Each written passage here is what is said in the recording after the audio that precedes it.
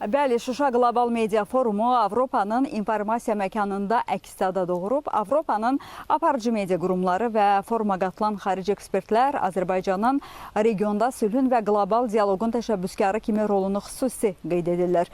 İlk növbədə Avropanın ən böyük xəbər şəbəkəsi olan Euronews telekanalını qeyd edə bilərəm. Bu nüfuzlu kanal Şuşadan hazırladığı geniş reportajda Prezident İlham Əliyevin sülh çağırışlarını bütün Avropa auditoriyasına çatdırıb.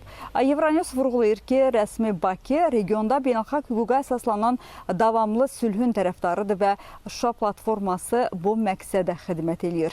Eyni zamanda İtaliyanın media qurumları, o cümlədən Agencia Nova agentliyi forumun gedişatını yaxından izləyib.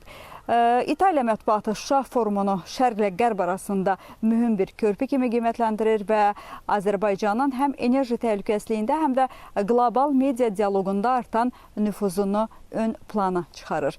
Bundan başqa Avropanın digər regionlarında, xüsusən Şərqi Avropa ölkələrinin dövlət və müstəqil xəbər agentliklərində də forum yüksək qiymətləndirilir. Macarıstan, Rumıniya və Bolqarıstan mətbuatı forum iştirakçılarının azad edilmiş ərazilərə səfərlərinə geniş yer ayırıblar.